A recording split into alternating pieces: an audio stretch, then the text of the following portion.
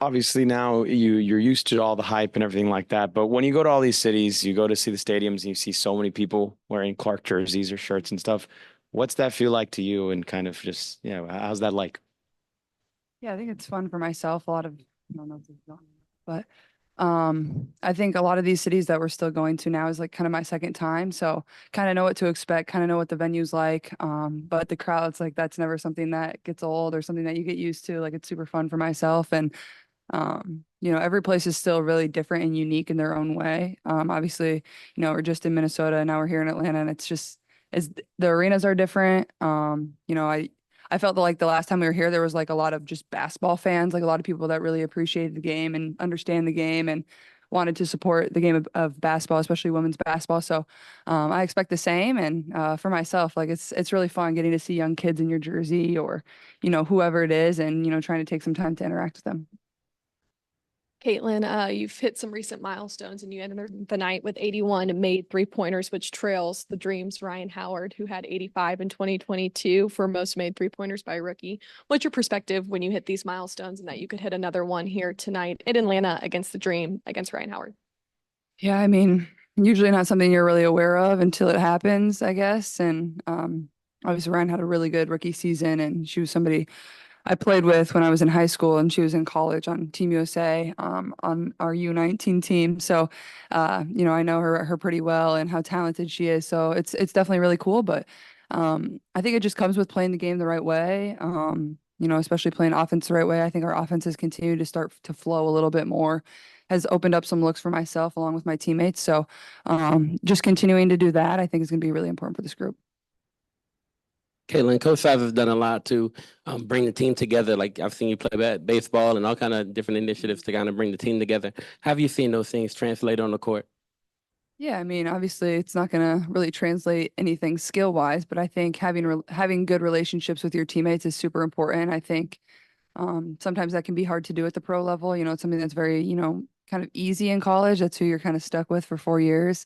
Obviously, things are a little different now with the transfer portal, but I think in the pro level, you don't always have one time to build those relationships. Like you're professionals, you're trying to go about your business and do all the right things. And I think it was a good break for us, obviously the Olympic break, having that time where we had most of our team together and being able to do some fun stuff away from basketball where the environment's loose and it's fun and you kind of get to know your teammates better and their personalities. And I think maybe it doesn't really need to be on a deep level, but those fun, whether it's, playing baseball or putt-putt or whatever it is, like those are fun activities that you get to share with your teammates and be competitive. And I think it definitely helps grow relationships from that standpoint. Second row Mhm. left. Hey, Caitlin, you all haven't played the Dream since late June. What are some of the things that have been different that you've seen from the Dream since that last time?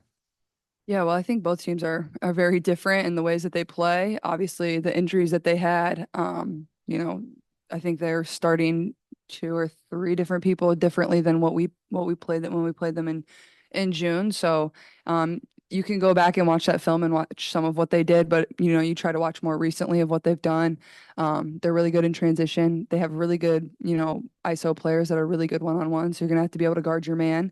But I think our team defense is gonna be very important. I think we're a step behind versus Minnesota. And that's not something we can do tonight is like we really got to pull over in rotations and be there for our teammates because they have some very talented players on this team. But I think they're running some different sets as well too on the offensive end, and being much more intentional in that action. So just preparing for that too. Hey, Linda, how do you describe where you are now as opposed to the start of your rookie season? You've had the break, you've had a couple of wins now after the break. How do you feel now as far as the mental and the physical aspects of getting the leadership and your legs and your mind together for this second half run? Yeah, I'm just trying to take it game by game.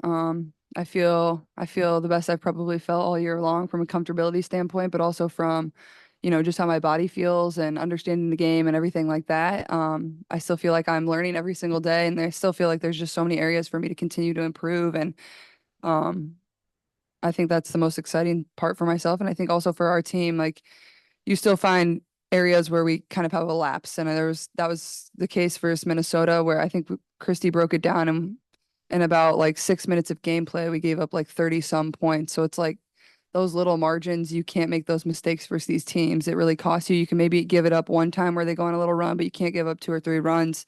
It's really hard to recover from that. So, I think just continuing to push myself and be a good leader and find my voice too. Obviously, that can be hard at times as a rookie and as a point guard, but that's something that's going to be very important for this team down the stretch. And, every single game is going to be very important for us. And, obviously this one's especially important.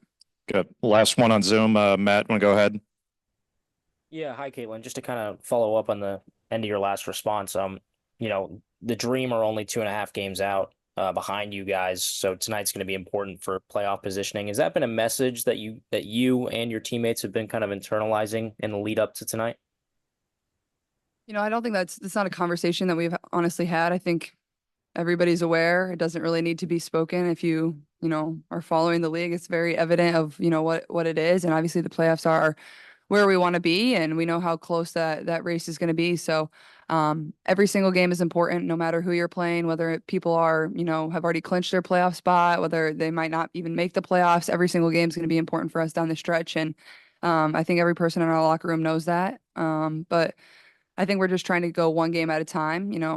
Even if you lose this game, not all is lost. Obviously, we come into every game with a mentality to win, but this is a very tough league. We understand that and we know that. And I feel like we're playing good basketball right now. So just continuing to try to carry that through this. Lexi and Tammy both played more minutes off the bench than Nalissa and Katie Lou on Saturday. Do you anticipate making any kind of lineup change tonight or in the future?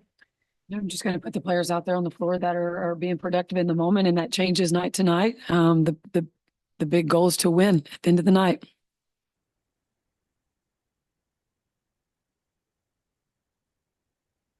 Obviously, Caitlin's presence here, allowing, the Dream to break attendance records. As someone who used to be an assistant coach here, does it make it that much more special for you to kind of see that kind of impact here in Atlanta? Yeah, my year in Atlanta was pretty awesome. We were packing the arena over there, which was incredible, and the environment was awesome. It was like a party every night we had a game, which was awesome. But they put a good product on the floor, and that's why people are coming. I mean, they're doing a great job. Tanisha's doing a great job with her team.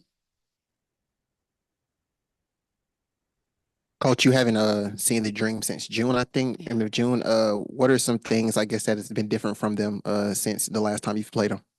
Yeah, I think one of the things is offensively, they're doing a few things differently.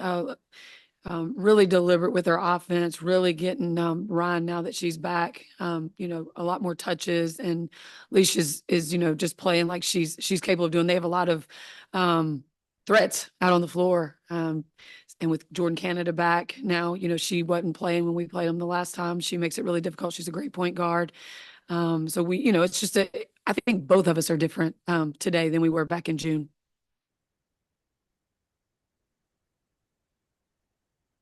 But you said both teams are different since back in June. What do you think is the most different part of the Fever now? I think just our chemistry on the court, the way we're able to read each other with the offense that we're running. There's a lot of freedom. We've got players that can just make plays. And I think that just took some time to get used to knowing each other and knowing, understanding where people would be, setting a lot of ball screens and where people would move in those ball screens. And then also learning the defense as well, learning other teams, how people are going to guard us. I know my young team, they had to learn those things and know what those open opportunities would be. Thank you. Hi, Coach. Question for you. So what do you feel like you have to do really well tonight to walk away with the win? I think we have to take care of the basketball. That's number one. Sometimes we get ahead of ourselves and we have turnovers that are on us and not what the defense is making us do. We have to make sure we take care of the basketball. We've got to win our individual battles as well defensively. That's one thing that we really talk about is being able to win your battle, keep your man in front, and then be in our team defense, which is we're trying to be pulled over on that help side. Coach, the Dream have come out 3 out of 4 wins after the break. What are some things you're going to be on alert for defensively from them in the fourth quarter, particularly? I think they're going to look to put a lot of pressure on Caitlin early. I think they're going to get up in pressure. I think that's what Jordan Canada is able to do for them. I think Tanisha's going to change it up on me a lot. I think she's going to, have some different schemes defensively and how we come off ball screens, also how we come off pin downs. Those are things that we do a lot of, just like them.